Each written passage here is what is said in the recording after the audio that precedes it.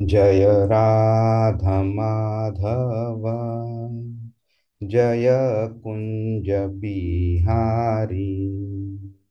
जय राधा माधव, जय कुंज बिहारी।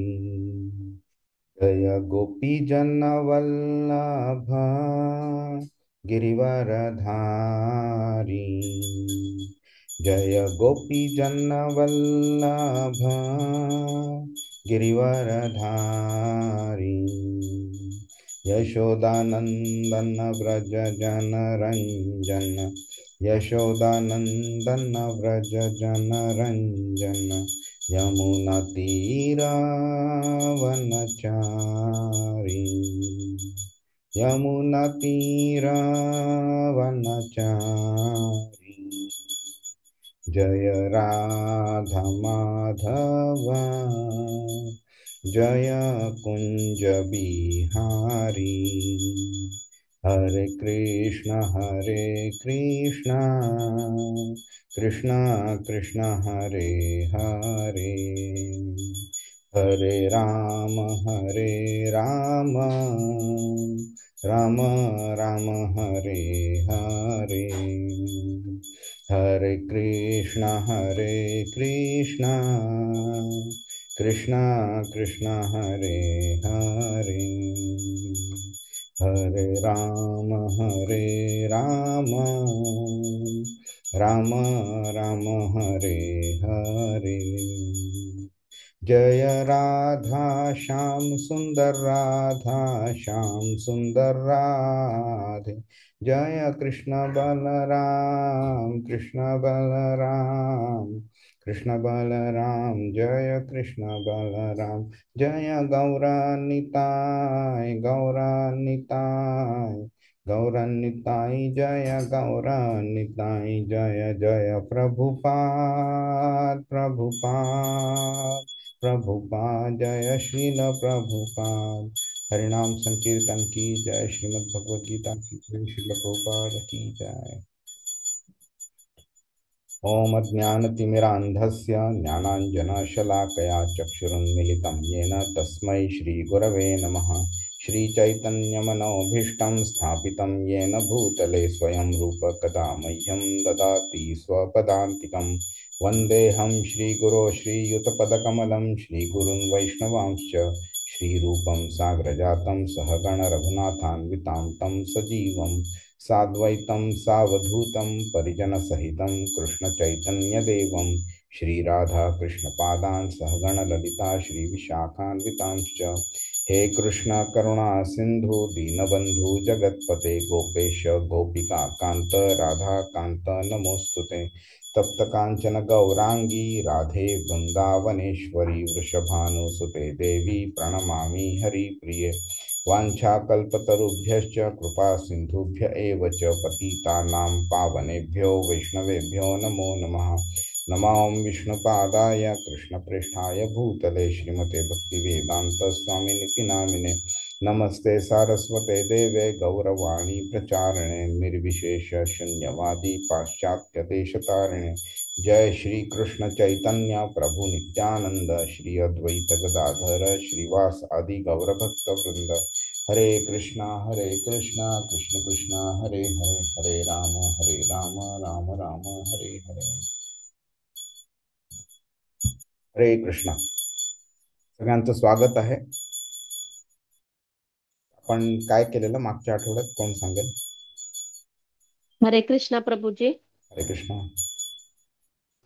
आपण 8.7 श्लोक शिकलेलो, जो मला पर्सनली खूपच एकदम महत्वाचा वाटला प्रभूजी. म्हणजे सर्वसामान्य व्यक्तींकरता खूप शिकवून देणारा श्लोक वाटला, ज्याच्यामध्ये कृष्णाने आपल्याला सदैव म्हणजे का कृष्णाचे स्मरण करायचे आणि केव्हा करायचे, प्रिडॉमिनंटली का करायचे ते तर अगोदर पण सांगितलेलं होतं, पण आता केव्हा करायचे. म्हणजे आपण जेव्हा सर्वसामान्य व्यक्ती आपल्या संसारामध्ये किंवा या भौतिक याच्यामध्ये असतो, त्यामुळे आपल्याला ते कंटिन्युअस करणं केव्हा करायचं, म्हणजे आतापर्यंत कंटिन्युअस करायचं हे आपण, पण ते कर्माच्या अगोदर करायचं. सो कसं भक्ती आणि कर्म can go hand in hand and still you can reach to the highest level of भक्ती आणि कृष्ण धामाकडे म्हणजे कृष्णाच्या ठाई आपलं मन स्थिर होऊन आपण कसं कृष्ण लोकापाशी पोहोचू शकतो.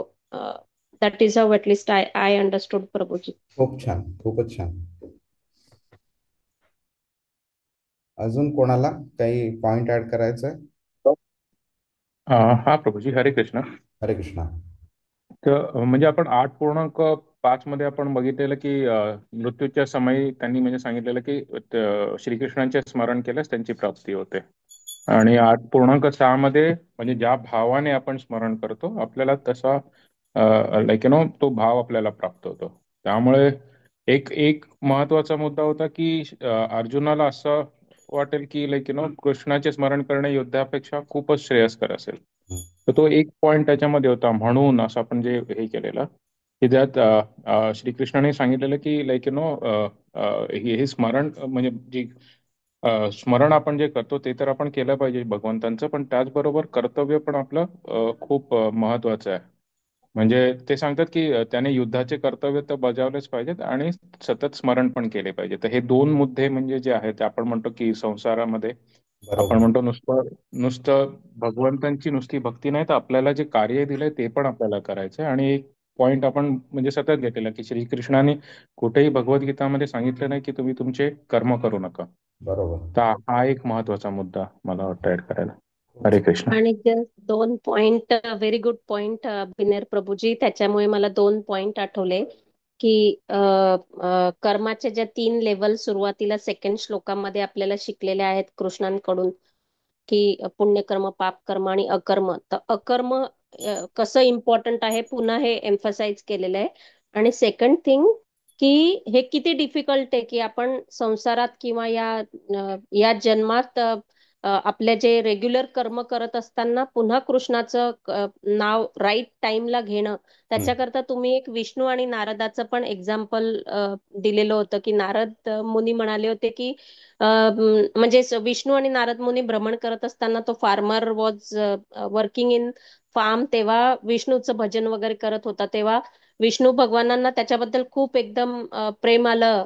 पण नारद मुनी म्हणाले नाही पण त्यात काय बॉ, it is a normal thing. तर तेव्हा विष्णू भगवानांनी त्यांना जे करायला सांगितलं आणि त्याच्यावरून he made again very very important point. I felt it. तर just wanted to add that point Prabhuji. खूपच छान.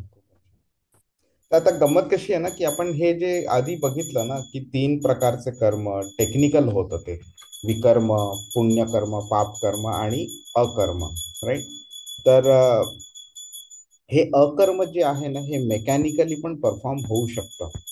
एका व्यक्तीला समजा ह्या संसारातनं म्हणजे त्याचं सगळं हिरावून घेतलेलं आहे, अगदी फॅमिली पासून पैसा, घर, जॉब, स्टेटस सगळं हरवून घेतलेलं, तर त्या व्यक्तीला जीवनामध्ये कसलंही स्वारस्य नसतं. अशी व्यक्ती जेव्हा एखादं कार्य करते त्यावेळी ते म्हणजे अक्षरशः म्हणजे कोणतीही अटॅचमेंट न असता केलेलं असतं. त्यांनी त्याला खरं जगायची पण इच्छा नसते, पण मृत्यू त्याला हवा तेव्हा मिळत नाहीये किंवा आत्महत्या करायची इच्छा नाहीये. अशा वेळी तो जे कार्य करतो ते सुद्धा म्हणजे कम्प्लिटली विदाऊट एनी अटॅचमेंट असतं. पण ते अकर्म इज डिफरंट फ्रॉम हे भक्तिमय कर्म. मिनिंग मला काही नकोय हा एक ऍटिट्यूड असणं आणि त्या बेसिसवरती अकर्म करणं, ह्या एक ऍटिट्यूड झाला. पण ह्याच्यापेक्षाही चांगला ऍटिट्यूड म्हणजे की मला हवंय नकोय ह्याचा तर विचार नाहीच आहे मला, पण हे मला कृष्णाकरता करायचंय. हे भक्तिमय कर्म झालं. आणि हे जास्ती इम्पॉर्टंट आहे. कारण आपण काय बोलतो की मटेरियल गोष्टीपासून अटॅचमेंट नसणं इज इम्पॉर्टंट, पण कृष्णाकडे अटॅचमेंट असणं इज जास्ती इम्पॉर्टंट. आणि म्हणजे आपण ते लहान मुलाचं उदाहरण घेतलेलं ना आपण, की त्याच्या हातामध्ये एखादी त्यांनी म्हणजे असं चाकू किंवा सुरी वगैरे अशा काही गोष्टी घेतल्या, तर ते काढून घेणं इम्पॉर्टंट आहेच, पण त्याच्याऐवजी त्याच्या हातात जर काही त्याचं खेळणं जर दिलं तर तो ते आनंदाने ती गोष्ट टाकून देईल. आणि हेच आपल्याला कृष्णाने भगवद्गीतेमध्ये दुसऱ्या अध्यायाच्या 59व्या श्लोकामध्ये सांगितलेलं आहे. त्यामुळेच ना आपल्याला भक्ती करणं का जास्ती इम्पॉर्टंट आहे ते आपल्याला ह्यातनं कळून येतं. विषयाविनी वर्तन्ते निराहारस्य देहिनः रसवर्जम रसोप्यस्य परम दृष्ट्वा निवर्तते. परम दृष्ट्वा निवर्तते. ओके, उच्चतर रसाचा अनुभव घेऊन अशी कार्य थांबविल्यास तो चेतनेमध्ये स्थिर होतो. मिनिंग इंद्रिय विषयामध्ये गोडी नसणं इज इम्पॉर्टंट, पण त्यापेक्षा तुम्ही जर हायर लेवलची जर टेस्ट डेव्हलप केली तर तुम्ही लोअर लेवलची टेस्ट ऑटोमॅटिकली सोडून देता. आणि हेच भक्ती आपल्याकडनं करवून घेते. जेव्हा आपण कृष्णाची भक्ती करायला लागतो त्यावेळी ह्या सगळ्या बाकीच्या गोष्टींमधलं काहीही इच्छा उरत नाही आपल्याला. आणि कधीही म्हणजे बाकीच्या गोष्टींना आपण निगेटिव्हली बघत नाही, आपण त्यांना पॉझिटिव्हली बघतो. का तर त्यांना आपण कृष्णाच्या सेवेमध्ये अर्पण करू शकतो. आपण पैसा असणं सगळे लोक बोलतात वाईट आहे वाईट आहे म्हणून आपली मानसिक वृत्ती खराब होते. हो, ते एका अर्थी बरोबर आहे. पण पैसा असलेला जो कृष्णाकरता जर वापरला तर मानसिक वृत्ती खराब नाहीच होणार त्यांनी, पण त्यापेक्षा त्या पैशाचा चांगला उपयोग होईल. ही पॉझिटिव्ह दृष्टी झाली. हरे कृष्ण. कोणाला काही प्रश्न आहे मागच्या श्लोकाबद्दल? हे जे आता जे आपण 3 श्लोक पूर्ण केले, 5, 6 आणि 7, हे भगवद्गीतेमधले some of the most important verses आहेत. तर काही प्रश्न आहे पुढच्या श्लोकामध्ये जाण्याआधी कोणालाही? नाही नाही. प्रभूजी. नाही, ठीक आहे. आजचा श्लोक चालू करण्याआधी परत मी एकदा रिमाइंड करतो की 8वा चॅप्टर जो आहे ना, तो भगवानांनी ना पीएचडी लोकांना किंवा 100 असे पीएचडी लोक एकत्र आले आणि त्यांनी त्यांचं डोकं वापरलं तरी त्यांना सुद्धा लाज वाटेल एवढ्या वेगळ्या वेगळ्या पर्स्पेक्टिव्हनी कृष्णाने अर्जुनाच्या ह्या प्रश्नाचं उत्तर दिलेलं आहे. अर्जुनाचा प्रश्न काय होता? मृत्यू समयी जी व्यक्ती तुझं स्मरण करते त्यांचं काय होतं? नियतात्मभिः. ओके.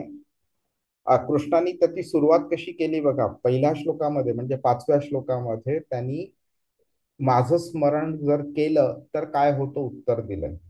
मग नंतर माझ्या ऐवजी दुसऱ्या कोणत्याही गोष्टीचं स्मरण केलं तर काय होतं ते उत्तर दिलंय. मग स्मरण करताना जे इम्पॉर्टंट आहे, लास्ट मोमेंटला माझं स्मरण होईल ह्याच्याकरता आयुष्यभर स्मरण करत राहणं इम्पॉर्टंट आहे. म्हणून त्यांनी कोणतंही कार्य करण्याआधी माझं स्मरण झालं पाहिजे, तो प्रिन्सिपल शिकवला तिकडे. आता तो अजून एका नवीन पर्स्पेक्टिव्हनी आपल्याला शिकवणार आहे 8व्या श्लोकापासून 13व्या श्लोकापर्यंत. ओके. तर आता ह्या श्लोकामध्ये तो अशा एका व्यक्तीबद्दल बोलणार आहे किंवा अशा एका व्यक्तीच्या कॅटेगरी बद्दल बोलणार आहे ज्या व्यक्तीबद्दल त्यांनी आधी सांगायला सुरुवात केलेली पण त्यांनी ते पूर्ण केलं नाही. तर कोणाला आठवतंय कोणतीही व्यक्ती आहे ज्याबद्दल कृष्णाने पूर्णपणे सांगितलं नाही? आणि ह्याबद्दल आपण ते श्लोक शिकत असताना ह्याबद्दल बोललेलो की इकडे कृष्णाने आता सस्पेंड केलंय बोलणं, टेम्पररली स्टॉप केलंय, पण तो 8व्या अध्यायामध्ये परत बोलणार त्याबद्दल. नाही आठवत आहे? सीमा माताजी, अभिनीत प्रभू, सुहास प्रभू? नाही प्रभूजी. नाही. बरं, क्लू देतो मी. 6व्या अध्यायामध्ये त्यांनी ध्यान योग, अष्टांग योगाबद्दल सांगायला चालू केलेलं, पण तो तिकडे त्यांनी स्टॉप केला एका ठिकाणी. त्यांनी का स्टॉप केलं आणि तो काय बोलत होता जिकडे त्यांनी स्टॉप केला? नाही आठवत? बर.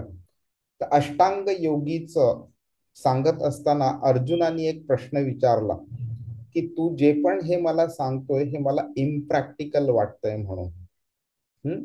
आणि म्हणून कृष्ण बोलला की हे सगळं अभ्यास केल्यावरती होऊ शकतं व्यवस्थित. मग नंतर अर्जुनाने परत प्रश्न विचारलेला की मग अशा माणसाचं काय होतं जो अर्धवट हे कार्य करतो आणि त्याचा जो फायनल ऑब्जेक्टिव्ह आहे तो अचीव्ह नाही करत, त्याच्या आधीच तो देह सोडतो, त्याचं काय होतं? आठवलं आता? हो प्रभू, मग त्याचे दोन ब्रांचेस होतात तुम्ही सांगितलं. बरोबर.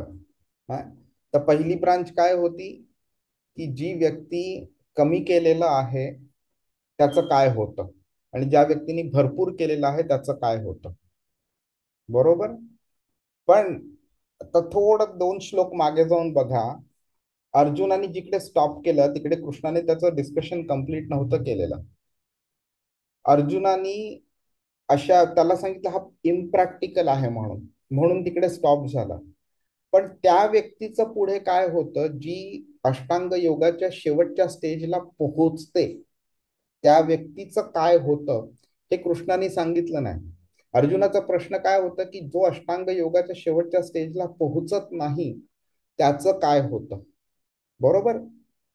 आता त्या व्यक्तीचं काय होतं जो अष्टांग योगाच्या शेवटच्या स्टेजला पोहोचतो, त्याचं काय होतं, त्याचं उत्तर कृष्णाने दिलेलं नव्हतं, कारण अर्जुनाने त्याला मध्ये प्रश्न विचारलेला. पण भगवान हे भगवान आहेत. ओके. ते असे साधेसुधे आपल्यासारखी व्यक्ती नाहीये की एखाद्याने सस्पेंड केलं, विसरून गेलं आणि ठीक आहे आता गरज नाही तर कशाला बोलायचं त्याबद्दल म्हणून. पण भगवाननी कशी भगवद्गीता लिंक केलेली आहे बघा, अर्जुनाच्या प्रश्नांना, स्वतःच्या टॉपिक्सना.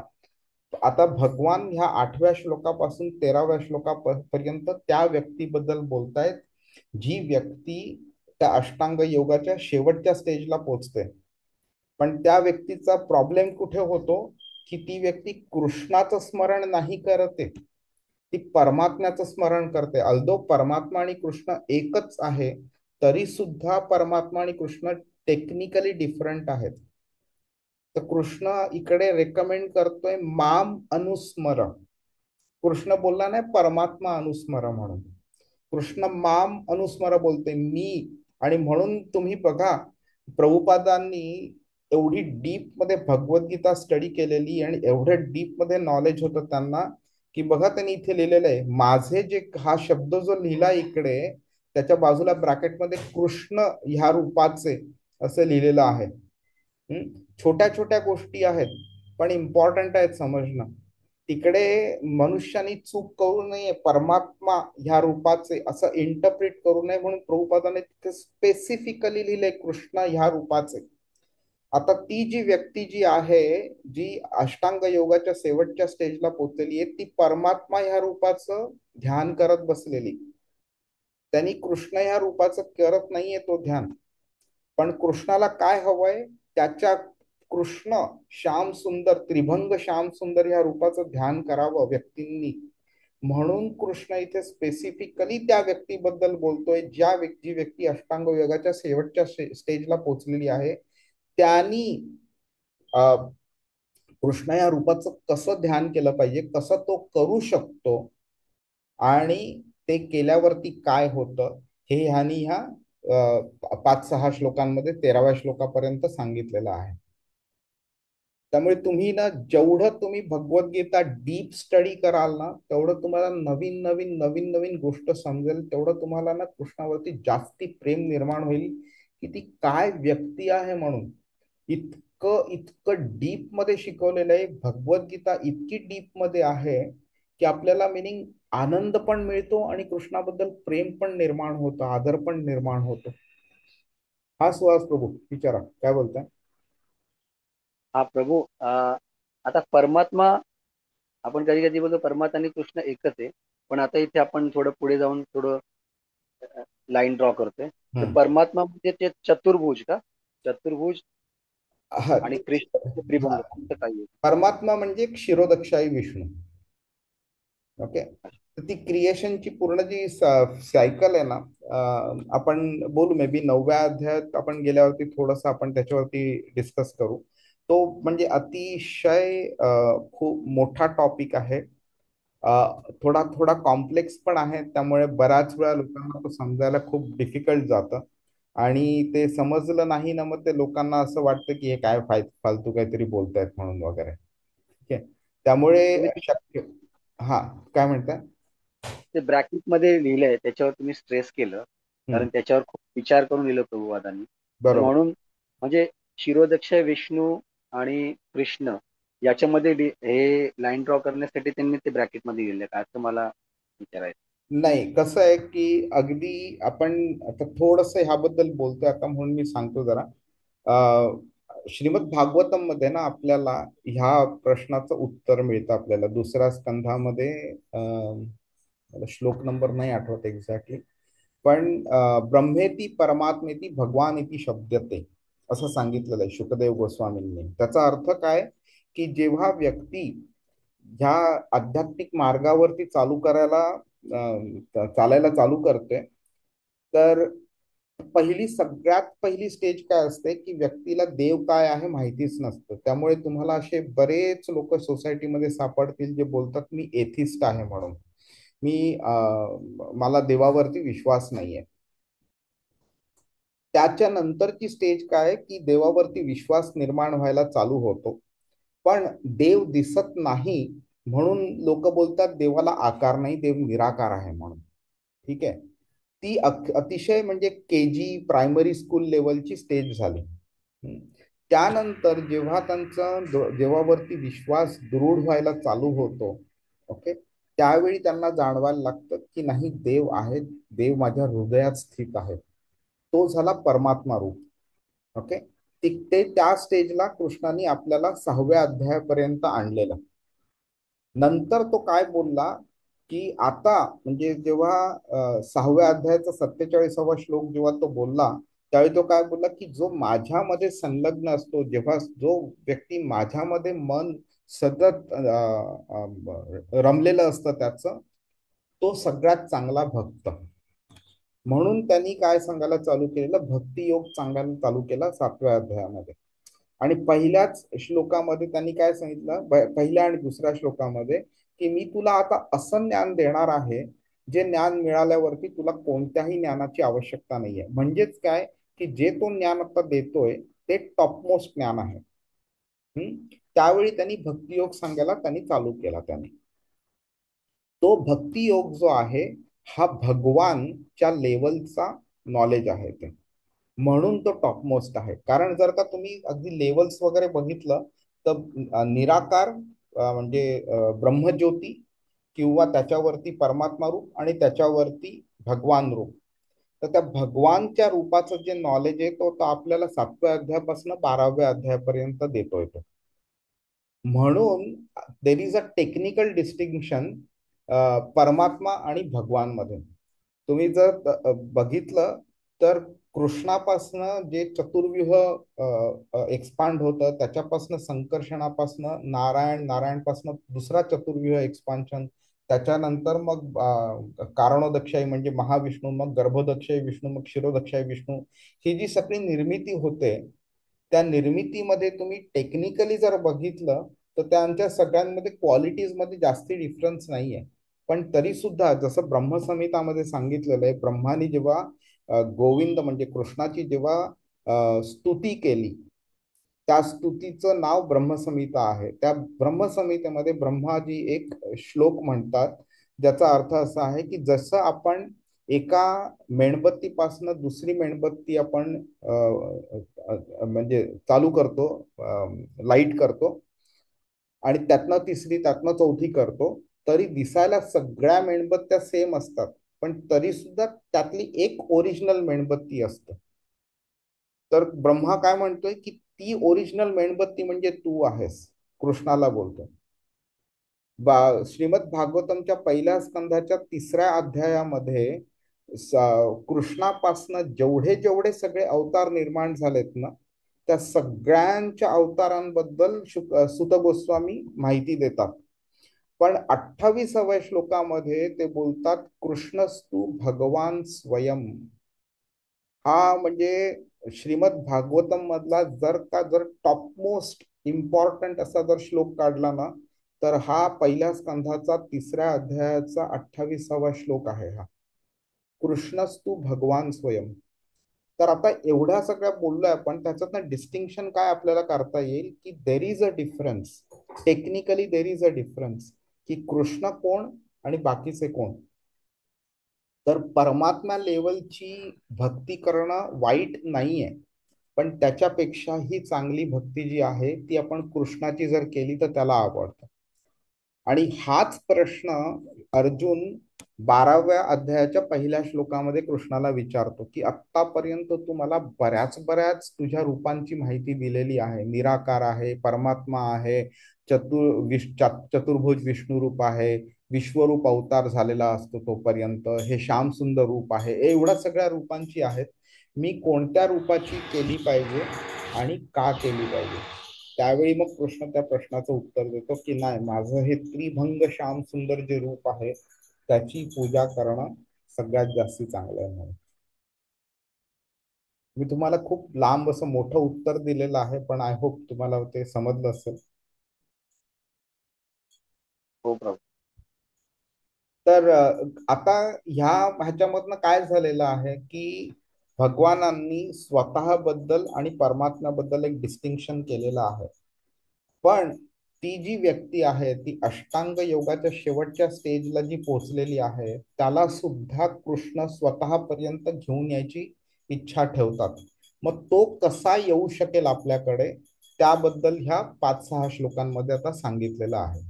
तर आजचा 8वा श्लोक आपण आज करूया. 9वा श्लोक होणं शक्य नाही आज, आपण तो पुढच्या आठवड्यात करूया. हरे कृष्ण. सगळ्यांचं आपण माईक तुम्ही ऑन करून तुम्ही श्लोक म्हणू शकता. अभ्यास योग युक्तेन चेतसा नान्यगामिना परमं पुरुषं दिव्यं याति पार्थानुचिंतयन्. अनुवाद. हे पार्था, आपले मन विचलित होऊ न देता त्याला माझ्या निरंतर स्मरणामध्ये युक्त करून माझे परमपुरुषाचे जो ध्यान करतो तो निश्चितपणे माझी प्राप्ती करतो. हरे कृष्ण. आता आता बघा, आता ध्यान करतो हा शब्द आलाय, नंतर परत बघा अभ्यास योग युक्तेन हा शब्द आलाय. जो अभ्यासेन तो कौंतेय हा शब्द त्यांनी 6व्या अध्यायाच्या बहुतेक 35व्या का 36व्या श्लोकी 35व्या श्लोकी त्यांनी वापरलेला. तर हे कॉमन शब्द आहे, त्याच्यावरनं पण आपण ते लिंकिंग करू शकतो त्याच्यावरती. आता काय कृष्ण बोलतोय, अभ्यास योग युक्तेनं म्हणजे काय की स्थिर असं मन असलं पाहिजे, स्थिर योग साधना असली पाहिजे, मन कुठेही विचलित झालेलं नाही पाहिजे. अभ्यास योग युक्तेनं तो अशी व्यक्ती, असा साधक जो ध्यान करतो अनुचिंतयन, हा, ती ती व्यक्ती निश्चितपणे मला प्राप्त होते, याती. आणि ही जी अचीवमेंट आहे ना, जी आपण परफेक्शन परिपूर्णता म्हणतो, ही जी अचीवमेंट आहे ही असं नाहीये की आपण कर्म केलं तर आपल्याला कसं फळ मिळतं, किंवा आपण इच्छा केली तर आपल्याला एखादं फळ मिळतं. ही तशी नाहीये. ही तुम्हाला सातत्याने प्रयत्न केला पाहिजेत, एकदम शिस्तबद्ध प्रयत्न केले पाहिजेत. आणि तुम्हाला म्हणजे निरंतर प्रयत्न केला पाहिजे, की असं नाही की आज केलं उद्या नाही, परवा केलं नंतर नाही, वगैरे वगैरे. आणि बाबा 2-3 वर्ष मी केलं, मला काही मिळालं नाही म्हणून मी सोडून दिलं, तसं नाहीये. हा कंटिन्युअस प्रयत्न करत राहावे लागतात. त्यानंतर ते मग आपल्याला ते प्राप्त होऊ शकतं. तर इथे आता आपण बरंच बोलल्याप्रमाणे ध्यान योग अष्टांग योग जो आहे त्याला आणि भक्तीचा समन्वय ह्या श्लोकामध्ये होताना आपल्याला दिसून येतो. त्यांना जेव्हा आपल्याला जे प्राप्त करायचं असतं, आपल्याला जेव्हा कृष्णाला प्राप्त करायचं असतं त्यावेळी नुसती अशी साधं सेंटिमेंटॅलिटी असून उपयोग नाहीये. नुसता मी भावुक झालो, कृष्णाचं एक गाणं ऐकलं मी आणि नंतर मला एकदम रडू आलं डोळ्यातनं वगैरे, ही तात्पुरती भावुकता असते. हा, जर का इतकंच कृष्णाबद्दल प्रेम असेल, जिव्हाळा असेल, तर प्रत्येक वेळी कृष्णाचा शब्द, कृष्णाचं नाव, कृष्णाची लीला हे ऐकल्यावरती प्रत्येक वेळी का रडू येत नाही, फक्त अमुक एका वेळी का रडू येतं? तर ही तात्पुरती आणि अशी म्हणजे सेंटिमेंटल लेवलवरती ती भावुकता असते ती. ओके.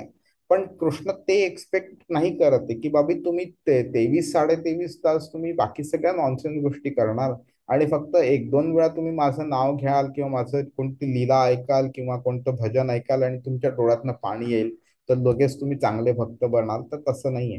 कृष्णाला एक्सपेक्टेड काय आहे की कंटिन्युअसली तुम्ही माझं स्मरण करताय सर्वेषु कालेषु.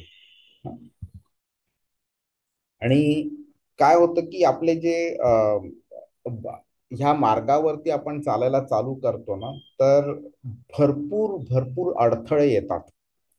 कधी शारीरिक अडथळे येतात, कधी आदिभौतिक अडथळे येतात. म्हणजे आपल्या म्हणजे आपलं आता ते तीन क्लेश आहेत, आध्यात्मिक, आधिभौतिक आणि आधिदैविक. आध्यात्मिक म्हणजे आपलं शरीर आणि आपलं मन जे आपल्याला क्लेश देतं ते.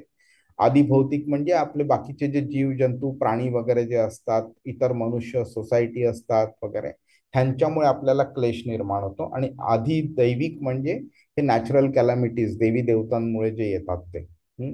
तर ह्या सगळ्या प्रकारच्या अडथळ्यांवरती मात करणं हे आवश्यक बनतं. असं नाही चालणार की बाबा मी इथे तपस्या करत बसलोय आणि 2-3 जण इथे आले आणि काहीतरी बडबडत बसले माझ्याबद्दल आणि मला ते वाईट वाटलं आणि माझी तपस्या भंग झाली. हे नाही चालणार. हे कितीही म्हणजे विश्वामित्रांचे ताप तुम्ही ऐकलेलं असेल. मेनकेच फक्त ते रुणझुण होते, त्यातनं जेव्हा आवाज आला त्यातनं त्यांची तपस्या भंग झाली. सौभरी मुनींनी 2 माशांना एकमेकांबरोबर संबंध प्रस्थापित केलेल्या अवस्थेत बघितलं, त्यावेळी त्यांची तपस्या भंग झाली. तर ह्या अशा तपस्येचा आध्यात्मिक प्रगतीमध्ये कृष्णाला प्राप्त करण्यामध्ये म्हणजे ते प्रयत्न सफल होत नाहीत कधी.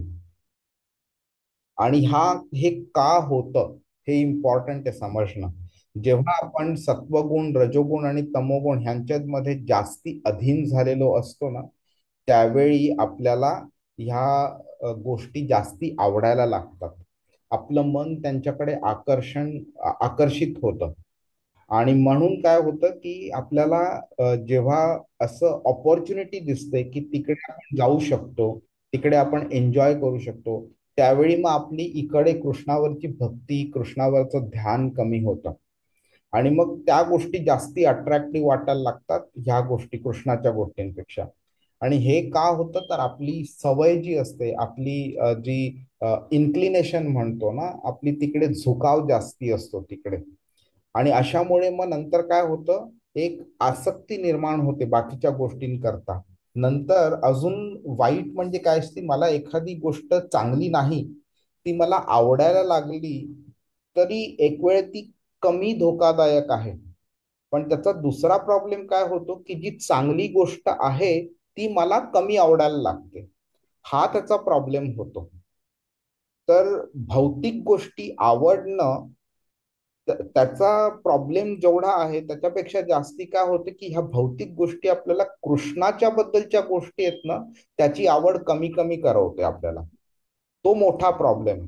आणि ते करता करता काय होतं, मनामध्ये शंका निर्माण होतात आपल्या की हे कृष्णाचं असं का आहे, अरे हे बरोबर आहे का, हा हे हे रामाने सीतेला सोडलं हे बरोबर नाहीये, हा असं कसं करू शकतो राम, अरे कृष्ण इतका 16,000 बायकांबरोबर कसं लग्न करू शकतो. या असल्या म्हणजे अ, अ, अशा काइंड ऑफ शंका निर्माण होतात आपल्यामध्ये, ज्याच्यामुळे काय होतं मग आपलं कृष्णापासून आपला डिस्टन्स जो आहे ना तो लांब लांब होत जातो आपल्याला. आणि मग कृष्ण पण बोलतो तुम्हाला माझ्यापासून दूर जायचं ना, अजून ही ऑपॉर्च्युनिटी घ्या, अजून हा मनात शंका निर्माण होऊ दे. 15व्या अध्यायात कृष्ण 15व्या श्लोकामध्ये बोलतो मत्तः स्मृतीर ज्ञानम अपोहनम च. म्हणजे हे जे ज्ञान आहे ते पण माझ्याकडनंच मिळतंय तुम्हाला. त्यामुळे एखाद्या व्यक्तीला जेव्हा ज्ञान कमी असतं त्यावेळी त्या व्यक्तीला किती ज्ञान द्यायचं आणि कोणतं ज्ञान द्यायचं आणि कोणतं नाही द्यायचं आणि किती नाही द्यायचं ते पण कृष्णच ठरवतं. त्यामुळे एखाद्या व्यक्तीच्या मनामध्ये जेव्हा शंका निर्माण होतात ना, त्या शंका पण कृष्णच आणून देतो. आणि तो का आणून देतो, तर तुम्हाला भौतिक गोष्टींकरता अट्रॅक्शन जास्ती आहे, तर तुम्हाला भौतिक गोष्टींकडे, त्या भौतिक गोष्टींकडे जायला मिळावं म्हणून तो कृष्ण तुम्हाला स्वतःपासून लांब करतो. एखाद्या भिंतीवरती आपण एक काही गोष्ट चिकटवली असली तर आपल्याला ती जर काढायची असेल तर आपल्याला काही दुसरीकडे मूव्ह करायची असली तर आपल्याला काय करावं लागतं, आपल्याला आधी ती पहिल्या भिंतीवरची गोष्ट जी आहे ती आधी काढावी लागते. त्याच्याकरता आपल्याला काही अवजारं वगैरे वापरावी लागतात. ती गोष्ट काढल्यानंतर मग आपण दुसरीकडे त्याला चिकटवू शकतो. कृष्ण पण तेच करतोय. तो आधी स्वतःला तुम्हाला स्वतःपासून तो लांब करवतो आणि त्यानंतर मग तो दुसऱ्या गोष्टीवरती तुमचं लक्ष केंद्रित करून देतो जास्तीत जास्त. तर हे जे होतं ना, हे सगळं का होतं? कारण आपण ह्या सत्वगुण, रजोगुण आणि तमोगुणाच्या अधीन जास्ती जातो आपण. त्यामुळे आपल्या ह्या संस्कार होतात आणि ह्याचा परिणाम नंतर आपल्या विचारांवरती होतो, आपल्या कृतींवरती होतो आणि मग ते आपल्याला कृष्णापासनं म्हणजे जे हायर लेवलचं चैतन्य आहे त्याच्यापासून ते आपल्याला लांब करवतं ते. आणि त्यामुळे कृष्ण काय बोलतोय की जर का तुम्ही प्रॉपर अभ्यास केला, अगदी मन माझ्यावरती व्यवस्थित तुम्ही जडवलं, हा, माझं चांगल्या पद्धतीने स्मरण केलं, हा, निरंतर स्मरण केलं आणि अशा प्रकारे तुम्ही अभ्यास करत राहिलात तर तुमची उन्नती भक्ती योगामध्ये नक्की होते. आणि हे कृष्ण इथे आश्वासन देतोय आपल्याला. ओके. त्यामुळे ह्या सगळ्या जेव्हा मार्गांवरती जेव्हा अडथळे येतात ना, त्यावेळी आपलं मन कृष्णापासून विचलित होऊ न देणं हे सगळ्यात जास्त इम्पॉर्टंट आहे. जसं मी मागच्या आठवड्यात सांगितलेलं की जेव्हा आपण विहिरीमध्ये पडलेलो असलो आणि गुरुरूपी ती व्यक्ती वरनं जाते ती, जेव्हा ती दोरी टाकते आपल्याला, तर आपल्याला फक्त एकच काम करायचं असतं, म्हणजे ती दोरी धरून ठेवायची असते. हरे कृष्ण महामंत्र रूपी ती दोरी धरून ठेवायची असते. तर आपण समजा ती दोरी जर का सोडली किंवा आपण आपले हात लूज केले आपले, तर काय होणार? आपण खाली पडणार. ओके. तर संपूर्ण ह्या प्रकारामध्ये गुरु आपल्याला बाहेर काढतोय, तर गुरु काढत असताना आपण त्याला कोऑपरेट करणं गरजेचं आहे. आणि आपलं कोऑपरेशन कसं असलं पाहिजे? तर आपण ती दोरी धरून ठेवली पाहिजे. तर आपण त्या वैयक्तिक मर्यादांवरती मात करू शकतो. ओके. आणि गंमत काय बोलते कृष्ण की इकडे हे जेव्हा तुम्ही कृष्ण स्मरणासाठी तुम्ही वेगळ्या वेगळ्या प्रकारचं तुम्ही त्याग वगैरे करता, त्याची खरी तशी आवश्यकता नाहीये. तुम्हाला त्यांनी फक्त साधा सिंपल फॉर्म्युला दिलाय, माझं स्मरण करा म्हणून. ओके. तर त्याचं स्मरण तुम्ही चालता चालता पण करू शकता, बसून पण करू शकता, उपास करून पण करू शकता, खाऊन पण करू शकता. तुम्ही वेगळ्या वेगळ्या प्रकारचे तुम्ही शारीरिक कार्य करत असताना सुद्धा करू शकता. तो हे बोलला नाहीये की तुम्हाला फक्त हिमालयातच जायला पाहिजे आणि तुम्हाला ध्यान योगाच्या पोझिशन मध्ये बसूनच माझं स्मरण केलं पाहिजे म्हणून. आणि जर ती गोष्ट असली ना, तर आपण जे पण आपल्या महाराष्ट्रामध्ये स्पेशली जेवढे संत झाले त्या सगळ्या संतांचं उदाहरण आपण घेऊ शकतो की त्यांनी संसारात राहून विठ्ठलाचं, कृष्णाचं स्मरण केलेलं आहे. त्यांनी कोणत्याही व्यक्तीने बोलला नाही की मी संसार सोडतोय, पळतोय, मी चाललोय मी आणि मी हे करीन. एक रामदास स्वामी होते, पण रामदास स्वामींनी पण संपूर्ण त्यांचं आयुष्य होतं, त्यांनी संपूर्ण त्यांचं आयुष्य सोसायटीला कृष्णाबद्दल, रामाबद्दल, आध्यात्मिक गोष्टींबद्दल माहिती देण्याबद्दल त्यांनी त्यांचं जीवन संपूर्ण स्पेंड केलेलं आहे त्यांनी. तर कृष्ण आपल्याला कधीच बोलला नाहीये पूर्ण भगवद्गीतेमध्ये की काम करू नको म्हणून वगैरे. तर हे जे मराठीमधले हे जे म्हणी आहेत ना, असेल हरी तर देईल खाट्यावरी वगैरे, हे हे इतर सार्कॅस्टिक आहेत ह्या म्हणी किंवा अशा व्यक्तींच्या तोंडातनं ते आलेले आहेत म्हणी ज्यांनी भगवद्गीता शिकलेली नाहीये त्यांनी. त्यामुळे हरी तर आहेच, त्याला असेल हा शब्द वापरायची गरजच नाहीये. हरी आहेच, तुम्हाला दिसत नाही, तुम्हाला समजत नाही, तुम्हाला त्याची जाणीव होत नाही म्हणजे हरी नाहीये किंवा असू शकतो नसू शकतो अशा प्रकारचा वापर करू शब्दांचा, ते पण बरोबर नाहीये. हरी आहेच, तो खाट्यावरी देईल सुद्धा तुमची जर लायकी असेल तर. पण असं नाहीये की तो तुमच्याकडनं प्रयत्नांची एक्सपेक्टेशन नाही करायचं. कर्म तो करायला सांगतोय, तो करायला लावणारच तुम्हाला. आता तुम्ही बघा, हे अर्जुनाचा जेव्हा भगवद्गीतेमध्ये जेव्हा 11वा अध्याय चालू होतो, विश्वरूप कृष्ण अर्जुनाला दाखवतं, त्यावेळी अर्जुनाला दिसतं की कृष्णाच्या तोंडामध्ये भीष्म, कर्ण, द्रोण, दुर्योधन वगैरे हे सगळे योद्धे कृष्णाच्या तोंडामध्ये चाललेत, विश्वरूपाच्या तोंडात चाललेले आहेत म्हणून. आणि हे अर्जुनाला दिसतं, अर्जुन बोलतो त्याबद्दल. त्यावेळी कृष्ण त्याला इंडिकेट करतोय की मी ह्या लोकांना ऑलरेडी मारून टाकलेलं आहे, तुला अजून वेगळ्या पद्धतीने मारायची गरज नाहीये, पण तरी सुद्धा तुला तुझं कर्म केलंच पाहिजे, क्षत्रिय आहेस म्हणून. म्हणून निदान एक बाण धनुष्याला लावून मारण्याचा प्रयत्न कर. त्या बाणाला कुठे पोचवायचं, कोणाला मारून द्यायचं, किती लागून द्यायचं, कोणाला मारायचं नाही मारायचं, ते सगळं मी बघीन. तुझं कर्तव्य आहे बाण मारण्याचं, तू कर. निमित्त मात्र भव सव्यसाची, मी सगळ्यांना मारलेलं आहे, तू फक्त तुझं कर्माचं काम कर म्हणून. त्यामुळे भगवद्गीतेमध्ये absolutely not even a single verse Krishna कुठेही बोलला नाही की कर्म करू नये म्हणून. ओके, 6व्या अध्यायाच्या 3ऱ्या श्लोकात सांगितलेलं आहे, पण त्या ज्या व्यक्ती करता त्यांनी सांगितलेलं आहे ती व्यक्ती वेगळ्या लेवलची होती म्हणून. आणि मग इकडे कृष्ण बोलते की जेव्हा तू कर्म करतोय त्यावेळी तुला माझं स्मरण करणं आवश्यक आहे. त्यामुळे तो कृष्ण स्वतःच्या व्यक्तिमत्वाबद्दल सांगतोय. आणि म्हणून ह्याच्या नंतरच्या श्लोकामध्ये म्हणजे 9व्या श्लोकामध्ये तुम्हाला कळेल कृष्ण स्वतःच्या 10 क्वालिटीज बद्दल सांगतोय. आणि त्या 10 क्वालिटीज मुळे आपण कृष्णाचं स्मरण कसं करू शकतो ते कृष्ण सांगतोय. आणि ते जे त्याचे जे स्वरूप आहे, ते दिव्य स्वरूप आहे, त्याच्यावरती लक्ष देणं म्हणजे ध्यान करणं सोपं पडतं. म्हणून कृष्ण त्याबद्दल स्वतःबद्दल सांगतो इथे. आता आपण हे बघून घेऊया की 7व्या श्लोकामध्ये कृष्णाने माम अनुस्मर हा शब्द वापरलेला. म्हणजे काय, मी म्हणजे स्वतःबद्दल जे रेफरन्स जो आहे तो डायरेक्ट रेफरन्स होता. सॉरी, हा डायरेक्ट रेफरन्स होता. पण इथे तो काय बोलतोय, परमम पुरुषम. म्हणजे काय, तो एक दाखवते की त्या पुरुषावरती, परम पुरुषावरती तू ध्यान कर म्हणून.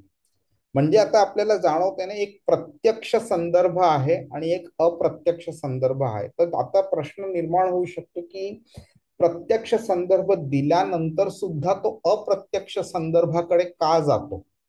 तर त्याचं उत्तर आपण बघून घेऊया इकडे. तर आपण आता बोलल्याप्रमाणे 7व्या श्लोकात मा मनुस्मर म्हणजे मला तुझे मन आणि बुद्धी अर्पण कर, मई अर्पित मनोबुद्धी, आणि तू निसंशय मला प्राप्त करशील, मामे वैश्यसी. म्हणजे एकाच श्लोकामध्ये 3 वेळा त्यांनी स्वतःचं रेफरन्स डायरेक्टली दिलेलं आहे. ओके, पण इकडे ह्या श्लोकामध्ये एक थर्ड पर्सन रेफरन्स दिलेला आहे, जो म्हणजे तो परम अलौकिक पुरुष, परमम पुरुषम दिव्यम. आता हा बदल त्यांनी अशा प्रकारे का दिलाय, तर हे जे योगी जे त्यांनी 6व्या अध्यायाबद्दल सांगितलं ते 32व्या श्लोकापर्यंत, त्या योग्यांच्या दृष्टिकोनातनं तो कृष्ण आता बोललेला आहे. ज्यांना आत्तापर्यंत कृष्णाबद्दल प्रॉपर ज्ञान झालेलं नाही त्या योग्यांना कृष्णाकडे घेऊन येण्याकरता त्यांना एक ब्रिज निर्माण करून देतोय तो, की आधी तुम्ही परमात्म्यावरती ध्यान करत होता, आता तुम्ही परमपुरुषावरती ध्यान करा तुम्ही. आणि तो परमपुरुष नंतर मीच आहे हे कृष्ण तो नंतर सांगेल तो. त्यामुळे कृष्ण व्यक्तीला परमात्म्यापासून भगवानांपर्यंत घेऊन येण्याचं काम कृष्ण आता 8व्या श्लोकापासून 13व्या श्लोकापर्यंत करतोय. आणि 13व्या श्लोकात पोहोचल्यावर तुम्हाला ह्याचे लिंक प्रॉपरली अंडरस्टँड होईल तुम्हाला. इकडे तो सांगू देते की तुमची जी परम जो व्यक्ती आहे ती स्वतः मी कृष्ण आहे हे कृष्ण इथे दाखवून देतो इकडे. तर ह्या पद्धतीने कृष्ण ह्या साधकांचं ज्ञान हळूहळू वाढवत आहे. ओके, जरी त्यांना व्यक्तिमत्व, एक व्यक्ती अशी जाणवत नसली, त्याची कल्पना जरी त्यांना नसली, तरी सुद्धा ते आध्यात्मिक मार्गावरती चालून कृष्णापर्यंत पोहोचू शकतील ह्याच्याकरता कृष्ण मदत करतो इकडे त्यांना. ठीक आहे, आणि आपण 9व्या श्लोकात गेल्यावरती हे क्लिअर होऊन जाईल आपल्याला. अभ्यास योग युक्तेन. ओके, तर आधी कृष्ण काय बोलला, सर्वेषु कालेषु. म्हणजे सर्व काळी. असं काही नाही की ह्या वेळी नको आणि त्यावेळी नको. कधी कधी लोकांना असं मनामध्ये विचार येतो की अरे बापरे, मी आपलं समजा आंघोळ करताना मी कसं कृष्णाचं स्मरण करू. ती काय, ती तेवढी शुद्ध जागा नसते. किंवा 2 नंबर करत असतो त्यावेळी सुद्धा मी कसं तुमचं स्मरण करू, असा पण विचार येतो त्यांना मनामध्ये. तर कृष्ण इथे डिस्टिंक्शन करत नाही की तुम्ही काय काम करताय आणि काय काम करत नाही आहात. तर त्याच्या बेसिसवरती अ, मी तुम्हाला सांगत नाही की करा किंवा नका करू. कृष्ण बोलतोय सर्वेषु कालेषु. हं? मग नंतर असा प्रश्न निर्माण होऊ शकतो की असं सतत स्मरण कसं शक्य आहे म्हणून. तर कृष्ण इथे सांगतोय अभ्यास योग. अगदी कॉन्स्टंट स्थिर आध्यात्मिक साधनेची शिस्तबद्ध प्रयत्न करणं, ह्या माध्यमातून ते निश्चितच साध्य आहे म्हणून. बराच वेळा आपण बोलतो की बाबा मी अमुक एक गोष्ट करणार, हा, असं निश्चय करतो. पण आपल्याला कळतं की कधी कधी तो निश्चय सफल होत नाही म्हणून. कधी कधी आपण दुसऱ्या गोष्टी करतो. पण नंतर आपल्याला रिअलाइज होतं अरे नाही नाही नाही, चुकलो मी. आता मी माझं मन इकडे तिकडे जाऊन देणार नाही. मग परत आपण मन आपल्या त्या मेन गोष्टीवरती आणतो. परत 2 पावलं चालतो, परत आपलं मन इकडे तिकडे जातं. परत त्या मनाला आपण घेऊन येतो जागेवरती. आणि आधी आपण फक्त 1 पाऊल चालल्यानंतर मन इकडे तिकडे गेलेलं, नंतर अजून प्रयत्न केल्यावर 2 पावलं चाललो आणि मग मन इकडे तिकडे गेलं. आता परत मनाला आणल्यावरती आपण 3 पावलं चालू शकतो. हा कॉन्स्टंट प्रयत्न आपल्याला प्रॅक्टिस करतच राहायला पाहिजे की आपण जास्तीत जास्त चालू शकतो, मनाला विचलित न होऊ देता. आणि मग आपण अशा स्टेजला पोहोचू की मग आपल्याला आपल्या मनावरती सफिशियंट कंट्रोल आलेला असेल आणि आपण मनाला भरकटू देणार नाही. त्यामुळे अशा प्रकारे आपण प्रशिक्षण देऊ शकतो मनाला. आणि ज्यामुळे तो भौतिक गोष्टींवरती कॉन्सन्ट्रेट न करता तो श्रीकृष्णांवरती तो कॉन्सन्ट्रेट करू शकतो तो. आणि हे जे आहे, हा अभ्यास आहे, हा सातत्याने करायला पाहिजे. कृष्ण हे नाही बोलत आहे की तुम्हाला सक्सेस मध्ये सातत्य असलं पाहिजे. कृष्ण फक्त एवढंच बोलते तुम्हाला अभ्यासात सातत्य असलं पाहिजे. सक्सेस मध्ये सातत्य आपल्या कंट्रोलमध्ये नाहीच आहे. कारण ते झालं कर्माचं फळ झालं. ते कोणत्या कार्य केल्यावरती काय आपल्याला फळ मिळावं ते आपल्या कंट्रोलमध्ये नाही, ते कृष्णाच्या कंट्रोलमध्ये. कृष्ण फक्त आपल्याला एवढंच बोलतोय की प्रामाणिकपणे तुम्ही अभ्यास करत राहा. तुम्ही ही आध्यात्मिक साधना, हा योग तुम्ही माझ्यावरती मन लावून तुम्ही जर करत राहिला, चांगली शिस्त बांधून वगैरे, तर हा तुम्हाला माझ्याबद्दल म्हणजे जी दैवी चैतन्य असतं त्याच्याबद्दल बरोबर तुम्हाला जोडू शकतो आणि तुम्हाला माझ्यापर्यंत घेऊन येऊ शकतो. तर हे ते अभ्यास योग युक्ते नाही. त्यामुळे अशा प्रकारे जेव्हा चित्त आपलं स्थिर होतं, चैतन्य आपलं स्थिर होतं आणि शिस्त आपल्याला लागते, तरी मन एक नैसर्गिकरित्या इकडे तिकडे भटकणार नाही. नैसर्गिकरित्या कृष्णाकडे जाईल ते. आणि मग आपण कृष्णापर्यंत पोहोचू शकतो आणि अचीव करू शकतो. आणि हे करण्याकरता आपल्याला, परत मी तेच रिपीट करतो, हे करण्याकरता ध्यान योगाची आवश्यकता नाहीये. इनफॅक्ट ध्यान योग आपल्याला त्या स्टेज पर्यंत घेऊन जाऊच शकणार नाही. त्याच्याच करता आपल्याला हरे कृष्ण महामंत्राचा जप करणं आवश्यक आहे. ओके. त्या हरे कृष्ण महामंत्राचा जप करत राहिलात ना, तुम्हाला काही काळानंतर जाणून येईल की तुम्हाला त्याच्यामध्ये गोडी निर्माण झालेली आहे.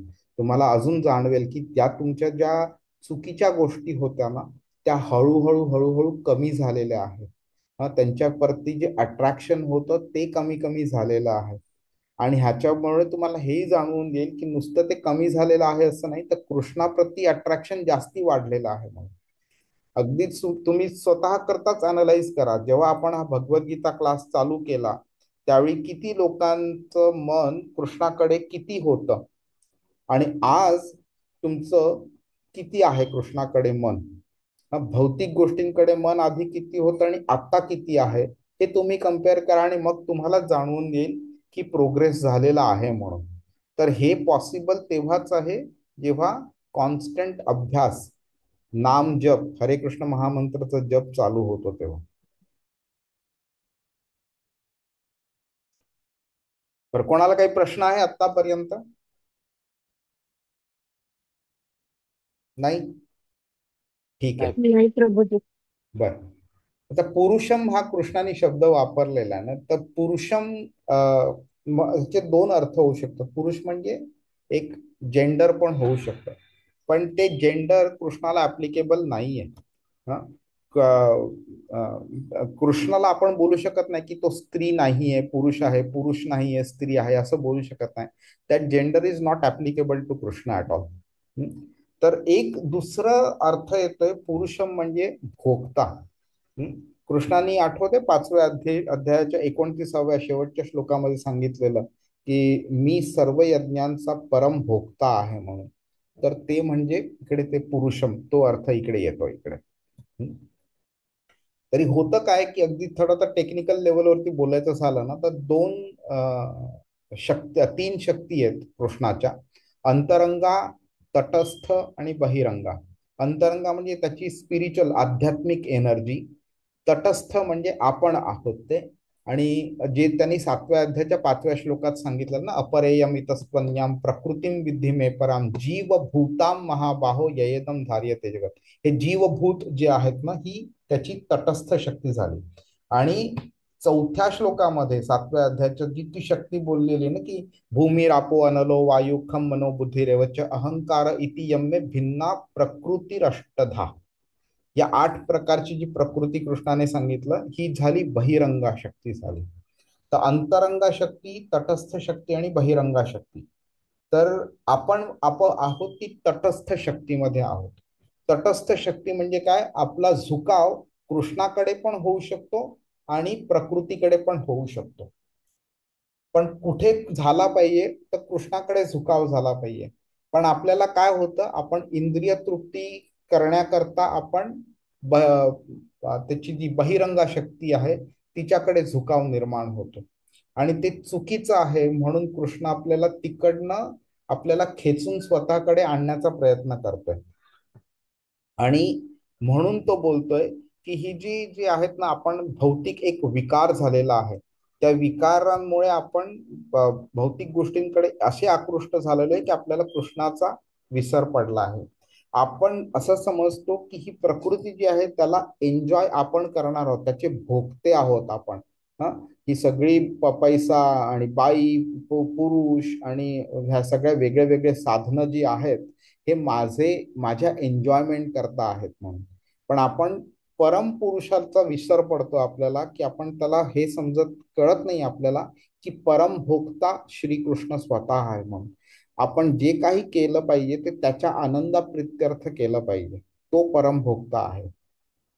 तर म्हणून आपल्याला ही जाणीव व्हावी म्हणून पुरुषम ह्या शब्दाचा अर्थ इथे समजणं आवश्यक आहे. ठीक आहे.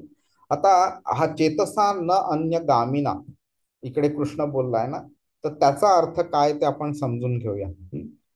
तर गाम आपण बोलतो ना, ह्या गावी जायचंय म्हणून, तर त्या शब्दावरनं हा संस्कृत शब्द गाम जो आहे ना, त्याच्यातनं गाव हा शब्द आलेला आहे. जिकडे जातो आपण ते गाव. तर गामचा अर्थ जाणं, आणि अन्य गामिना म्हणजे इतरत्र जाणं. म्हणजे काय की समजा तुम्हाला पुण्याला जायचं आहे, तर तुम्ही पुण्या व्यतिरिक्त दुसरीकडे कुठे जाल तर आपण बोलू अन्य गामिना. हा.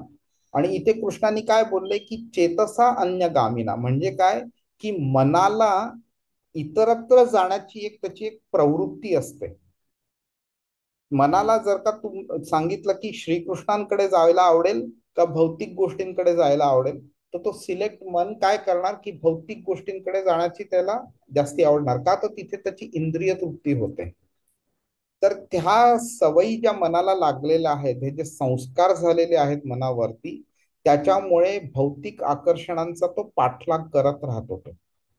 ओके. त्याला असं प्रत्येक वेळी जाणवतं की अमुक एक गोष्ट आहे त्याच्यामुळे मला एक वेगळ्या प्रकारचा आनंद मिळणार आहे. ती जी गोष्ट असते, ती वस्तू असते, ती त्याला एक आश्वासन देते की बाबा ह्याच्यातनं मला आनंद मिळणार आहे. हा. आपल्याला जाणवतं की समजा क्रिकेटची मॅच चालू आहे, 5-5, 6-6, 7-7 तास लोक टीव्हीच्या पुढे बसून राहतात. पूर्ण वेळ ती पूर्ण मॅच बघतात ते. त्यानंतर जर आपण विचारलं की तुम्हाला काय मिळालं, अरे वा, इंडिया किती छान खेळली, जिंकली किंवा हरली किंवा जे काही आहे ते, त्यानंतर जर का आपण त्याचं अनालिसिस केलं तर आपल्याला जाणवतं की आपल्याला त्यातनं काही मिळालेलं नाहीये. ते फक्त एक आनंदाचं आश्वासन दिलंय. ही मॅच हरली तर ओके, पुढची आपण जिंकू, मग पुढची बघायला घेऊ. किंवा ही मॅच जिंकली तर पुढे पण अजून आनंद मिळणार, अजून आनंद मिळणार. पण 4 दिवसानंतर बघितलं तर आपण बॅक टू नॉर्मल आलेलो असतो. आपल्याला काही वेगळा आनंद झालेला नसतो त्यातनं. तर एखादं नवीन खेळणं मिळालं तर बाळाला कसं वाटतं की हा, हे खेळणं हातातनं सोडतो आणि मी दुसऱ्या खेळण्याकडे जातो, त्यातनं मला जास्ती आनंद मिळेल. अजून तिसरं खेळणं ठेवलं की त्याला ते दुसरं खेळणं सोडावंसं वाटतं, तिसऱ्याकडे जातो तो. हे जे आहे कॉन्स्टंटली आपल्याला नवीन नवीन गोष्ट, एक नवीन नवीन आश्वासन देतं की तुम्हाला ह्याच्यातनं एक वेगळा आणि नवीन आनंद मिळणार आहे. ह्याच्यापासून आपण कॉन्स्टंटली मोहित असतो आपण. आणि हे जे मोह झालेला असतो त्यातनं आपण बाहेर पडण्याचं अजून अजून अजून अजून स्वतःला डिफिकल्ट बनवतो आपण ते. पण शेवटी मिळतं काय आपल्याला, की क्षणिक समाधान मिळतं आणि त्यानंतर फक्त निराशाच मिळते. आणि मग वारंवार असं अपयश मिळालं, वारंवार निराशा जरी मिळाली तरी सुद्धा व्यक्ती या भौतिक गोष्टींमधनच आनंद मिळवण्याचा प्रयत्न करत राहतो. त्याचा शोध जो आहे तो चालूच राहतो. आणि म्हणून ते एक आपल्याला स्वतःवरती नियम लावणं, ज्ञान प्राप्त करणं आणि दृढ श्रद्धा निर्माण करणं की बाबा मला आनंद जो आहे तो फक्त श्रीकृष्णांच्या चरणापाशीच मिळू शकतो, या भौतिक गोष्टींमधनं मिळू शकत नाही. हे जेव्हा आपल्याला समजतं त्यावेळी मग आपल्याला आपली दिशा बदलायला आपल्याला प्रोत्साहन मिळतं आणि आपण दिशा बदलू शकतो. आणि म्हणून आपल्याला हे कळलं पाहिजे की हा जो अशा प्रकारचं जे उन्नती होते, आध्यात्मिक उन्नती होते, ते जे मनाला शिस्तता जेव्हा येते ती खरी ती उन्नती जेव्हा होते ती खरी उन्नती आहे. की भौतिक गोष्टी, मी एखाद्या कंपनीचा व्हाईस प्रेसिडेंट झालो किंवा मी आता नवीन कंपनी स्टार्ट केली किंवा ह्या कंपनीमध्ये हे प्रमोशन आणि इतकं सॅलरी किंवा आता मला ह्या सोशल ह्याच्यामध्ये ही पोझिशन मिळाली वगैरे, ह्या सगळ्या काही वर्षांचा बेनिफिट मिळवून देणाऱ्या गोष्टी आहेत आपल्याला. असं नाहीये की आपण करिअर ओरिएंटेड नसावं, डेफिनेटली असायला पाहिजे. पण त्याचा असा अर्थ नाहीये की आपण कृष्णाला संपूर्णपणे निग्लेक्ट करायचं. कृष्णाचं स्मरण करत करत त्या तुम्ही भौतिक मार्गावरती चाला. आणि कधी तुम्हाला आध्यात्मिक मार्गावरती जास्तीत जास्त चालायला लावायचं आहे त्याची बरोबर कृष्णाला माहिती आहे, तो तुम्हाला त्याप्रमाणे आध्यात्मिक मार्गावरती घेऊन येईल तो तुम्हाला. तर भौतिक उन्नती करणं वाईट नाहीये, पण भौतिक उन्नतीच फक्त करणं आणि कृष्णाला पूर्णपणे निग्लेक्ट करणं ते चूक आहे ती. त्यामुळे हे जे आकर्षण आपल्याला भौतिक गोष्टी निर्माण करून देतं ना, त्या भौतिक गोष्टीच्या आकर्षणाचा जो ड्रॉबॅक आहे, त्याचा सगळ्यात मोठा ड्रॉबॅक और त्याच्यापेक्षा जास्तीचा मोठा असा ड्रॉबॅक जो आहे, त्याच्यामुळे आपल्याला कृष्णाचं विस्मरण होतं. तो मोठा ड्रॉबॅक आहे. भौतिक गोष्टींकडे आकर्षण होणं प्रॉब्लेम नाहीये, पण भौतिक गोष्टींच्या आकर्षणामुळे कृष्णाचं विस्मरण होणं हा मोठा प्रॉब्लेम आहे त्यातनं. आणि आपण इतके वर्ष, इतके जन्म आपण इंद्रिय विषयांचा पाठलाग केलेला आहे, पण आपल्याला कधीही शाश्वत असा आनंद मिळालेला नाही आणि मिळणार पण नाहीये. आणि म्हणूनच 8व्या अध्यायामध्येच 15व्या श्लोकामध्ये ह्या पृथ्वीचं, या भौतिक जगाचं वर्णन करताना कृष्ण 2 शब्द वापरतो, दुःखालयम आणि अशाश्वतम. आणि ह्या पृथ्वीवरती तुम्हाला दुःखाव्यतिरिक्त काहीही सापडणार नाही, हे कृष्ण तिकडे सांगतोय. आणि जर का तुम्हाला काही आनंद सापडलाच तर तो अशाश्वत आहे. हा, पृथ्वी स्वतः सुद्धा अशाश्वत आहे. पृथ्वीचं सुद्धा डिस्ट्रक्शन होऊन रिक्रिएशन होणार आहे. तर पृथ्वीमुळे मिळणारा आनंद कसा परमनंट असू शकतो? त्यामुळे इकडे आपल्याला समजलं पाहिजे की संपूर्ण जे आध्यात्मिक प्रगती जी आहे ती म्हणजे संपूर्ण आनंद जो आहे तो आध्यात्मिक प्रगतीने मिळणारा आनंद आहे. भौतिक आनंदातनं आनंद आपल्याला मिळत नाही. त्यामुळे कृष्ण इथे सांगतोय चेतसा न अन्यगामिना. खूप इम्पॉर्टंट पॉइंट आहे हा. आपण चेतसा अन्यगामिना बद्दल आता आपण शिकलो, पण कृष्ण काय बोलते, चेतसा न अन्यगामिना. चेतसा म्हणजे चेतनेला, तुमच्या चित्ताला, तुमच्या मनाला इतरत्र भटकू देऊ नये. जर भटकला तर परत त्याला मार्गावरती आणा, परत कृष्णाच्या चरणी आणा. परत जर का तो बाहेर गेला, इकडे तिकडे गेला, तर परत त्याला खेचून या. परत तो जाईल, परत खेचून या. ही प्रकार तोपर्यंत चालू राहायला पाहिजे जोपर्यंत मन कृष्णापासून लांब जायला ज्याला त्याला आवडणार नाही. आणि मग तुम्ही प्रॉपर मार्गावरती तुम्ही कन्सिस्टंटली चालू शकाल. म्हणून कृष्ण बोलतोय की जर का तुम्हाला चेतनेला जर इतरत्र जाऊन द्यायचं नसेल, तर तुम्ही परमम पुरुषम दिव्य ते कृष्णावरती मन स्थिर करा, म्हणजे तो इकडे तिकडे जाणार नाही. आपली मनाची गरज ही खरी आध्यात्मिक आहे, तिकडेच त्याला परमनंट आनंद मिळू शकतो. आणि हे ओळखल्यावरती आपण कृष्णाप्रती आपण साधना करू शकतो.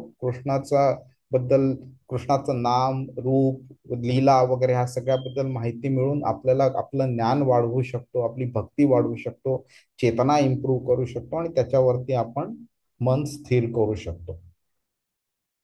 आणि जेव्हा ते ह्या स्टेजला आपण पोचतो, त्यावेळी मी आपला आध्यात्मिक जो प्रवास आहे ना त्याचं हे जे वागणं जे आहे, म्हणजे कृष्णावरती मन स्थिर करणं आणि भौतिक गोष्टींकडे जाऊन न देणं, ही जी गोष्ट आहे, हेच जेव्हा आपण चित्त आपलं स्थिर होतं त्यावेळी हा आपला आध्यात्मिक प्रवासाचा मार्ग पण बनतो आणि ते आपलं संरक्षण पण बनतं. आता हायवेवरती आपण जेव्हा ड्रायव्हिंग करतो आपण, त्यावेळी हायवे आपल्याला मार्गावरती पुढे पण घेऊन जातं आणि हायवेवरती तुम्ही भटकू नये, बाहेर जाऊ नये म्हणून तुमचं तो गार्डरेल्स लावलेले असतात तिकडे, तर तुम्हाला बाहेर पण जाऊन देत नाही. त्यामुळे काय, तुम्ही नॉर्मल स्पीड वरती सुद्धा कन्सिस्टंटली ड्राईव्ह केलं तर तुम्ही तुमच्या डेस्टिनेशनला पोहोचणार. कारण तो रस्ता पण आहे आणि तो रस्ता तुमचं संरक्षण पण करतो. तर परमम पुरुषम दिव्यम याती पार्थानु चिंतयन म्हणजे काय, आता कृष्ण बोलले, आता परमम पुरुषम दिव्यम आपण समजलो. चेतसा ना अन्य गामीन आपण शिकलो. म्हणजे काय आता करायचंय की बाबा नुसतं इकडे तिकडे जाऊन देण्याचं नाही, तर याती पार्थानु चिंतयन, माझं अनुचिंतयन करणं. कृष्णाचं जे परम म्हणजे सर्वोच्च पुरुष म्हणजे व्यक्तिमत्व असलेलं आणि दिव्य म्हणजे भौतिक जगाच्या पलीकडे त्याचं जे व्यक्तित्व आहे, त्याचं अलौकिकत्व म्हणू शकतो आपण, ते जे आहे ना, ते आपल्याला तिकडे त्यांनी मन पूर्णपणे स्थापन करायला सांगितलेलं आहे. अनुचिंतयन बोलतो तो, की माझं चिंतन करत राहा कंटिन्युअसली.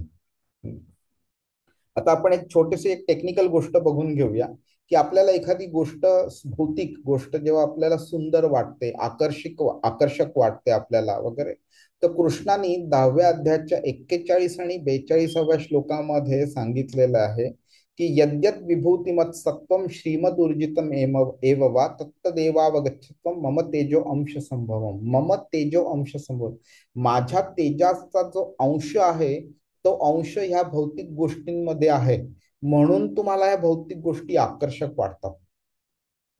तर कृष्ण काय बोलतोय की भौतिक गोष्टींचं आकर्षण निर्माण करून देण्याची शक्ती पण माझ्यातच आहे.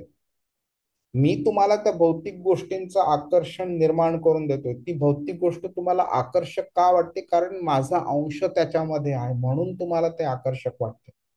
तर जर का अंश इतका आकर्षक असू शकतो, तर कृष्ण स्वतः किती आकर्षक असेल हे बघा तुम्ही. आणि कृष्ण काय बोलतोय की हे संपूर्ण जे भौतिक जगत आहे ना, हे फक्त माझ्या एका अंशाने स्थापन झालेलं आहे. हे सगळं माझ्या एका अंशावरती डिपेंडंट आहे. 10व्या अध्यायाच्या 42व्या श्लोकात सांगतात. तर तुम्ही इमॅजिन करू शकता की ह्या भौतिक जगामध्ये जो आपल्याला आनंद मिळतो, त्याची क्वांटिटी पण किती कमी आहे आणि त्याची क्वालिटी पण किती इन्फिरियर आहे. मग आपल्याला ह्या इन्फिरियर क्वालिटीच्या आणि मिनिमल क्वांटिटीच्या आनंदाच्या मागे लागला पाहिजे का, जी अनलिमिटेड क्वांटिटी आहे आणि सुप्रीम क्वालिटीचा जो आनंद आहे त्याच्या मागे लागला पाहिजे. आणि ह्याच्या पद्धतीने जेव्हा आपण कृष्णाचं स्मरण करतो त्यावेळी मग म्हणजे जेव्हा चिंतन आपण करतो त्यावेळी मग आपल्याला हे ज्या इच्छा असतात, आसक्त्या असतात आपल्याकडे, ह्या सगळ्या मागे राहून जातात. मग त्या आपण मग त्यांना मागे ठेवतो आणि फक्त कृष्णाच्या डायरेक्शनने आपण चालायला चालू करू शकतो आपण. आणि त्याचं फळ काय मिळतं आपल्याला, तर ह्या मार्गावरती आपण कृष्णाची प्राप्ती करू शकतो. जन्म मृत्यूच्या चक्रातून आपण बाहेर पडू शकतो. एक अनन्य साधारण असं आपण त्याच्या प्रती आपली भक्ती निर्माण करू शकतो आणि आपलं आध्यात्मिक स्वरूप जे आहे त्याची प्राप्ती करू शकतो आपण. हरे कृष्ण. तर मी आता इथे स्टॉप करतो. कोणाला काही प्रश्न आहे? प्रभू ते फक्त एक लाईन मध्ये समराईज करा की माम शब्द वापरला आणि नंतर इकडे पुरुषम, त्याच्यामध्ये काय इंटेन्शन काय होतं म्हणजे तर ते थोडं. ते कृष्णाने माम अनुस्मरत तोपर्यंत जे सांगितलं डायरेक्टली सांगितलं, कारण तो डायरेक्टली कृष्णाची जी भक्ती करतात त्यांच्याकरता ते श्लोक बोललेला. आता त्यांनी ह्या 8व्या श्लोकापासून 13व्या श्लोकापर्यंत अशा व्यक्तींकरता हे श्लोक तो म्हणालेला आहे ज्या व्यक्तींबद्दल त्यांनी 6व्या अध्यायाच्या 32व्या श्लोकापर्यंत सांगितलेलं आणि तिथे टेम्पररीली स्टॉप केलेलं. तर ते जे अष्टांग योगी जे होते, जे शेवटच्या स्टेज पर्यंत पोहोचलेले, त्यांना जे परमात्मावरती जे ध्यान केंद्रित करतात त्यांना भगवान कृष्णापर्यंत घेऊन येण्याकरता काय करायला पाहिजे, तर ते त्याच्याकरता सांगितलेलं. म्हणून त्यांच्या पर्स्पेक्टिव्हनी तो बोललाय, म्हणून त्यांनी परमम पुरुषम असं स्वतःलाच पण इनडायरेक्टली रेफर केलेलं त्यांनी. ओके प्रभू, आणखीन एक प्रश्न होता. हा, मागे तुम्ही आणखीन असे शब्द सांगितले, अवतार आणि अवतारी. तर बरोबर. कृष्ण हे अवतार आहेत नाही. आणि बाकी कृष्ण हे अवतारी आहेत आणि बाकी जे रूप आहेत ते सगळे अवतार. अवतार आहेत. म्हणजे बरोबर. याच्यात कृष्ण सोडून सगळे अवतार आले असं झालं. बरोबर. तर अवतारी म्हणजे जो स्वतःहून उतरतो आणि अवतार म्हणजे तो एक वेगळं रूप घेऊन उतरला आहे तिकडे. ठीक आहे. आपण कधी कधी लहानपणी म्हणजे मित्रांबरोबर खेळून आल्यावरती किंवा खूप उन्हात खेळून आल्यावरती आपला चेहरा, आपले कपडे अगदी विचित्र झालेले असतात ना, त्यावेळी आई वडील आपल्याला, अरे काय अवतार झालाय बा तुझा. आता हा शब्द कुठून आला असेल, म्हणजे काय की तू ओरिजिनली कोण आहेस आणि तू आता एका वेगळ्या रूपात दिसतो. तो वेगळ्या रूपात दिसतोय म्हणून तो अवतार आहे. पण तो स्वतः डायरेक्टली येतोय म्हणून त्याला अवतारी म्हणतात. कधी कधी बोलतात विठ्ठल आणि कृष्ण हे म्हणजे हे अवतारी येतात. नाही, सगळे कृष्णच विठ्ठल आहे, कृष्णच जगन्नाथ पण आहे, कृष्णच बालाजी पण आहे, कृष्णच साऊथ मध्ये पण बरेच आहेत ना, व्यंकटेश वगैरे, ते सगळे कृष्ण आहेत. ओके. त्यामुळे तो वेगळ्या वेगळ्या रूपांमध्ये आलेला आहे असं म्हणू शकतो आपण. पण ते रूप आणि हे जे राम वगैरे, नरसिंह वगैरे जे आहेत त्या रूपांमध्ये डिफरन्स आहे. इकडे तो स्वतः आलेला आहे. तो इकडे जगन्नाथ विठ्ठल हे स्वतः तो आलेला आहे इकडे. हरे कृष्ण. तर भेटूया आपण पुढच्या आठवड्यामध्ये. हरे कृष्ण. हरे कृष्णा हरे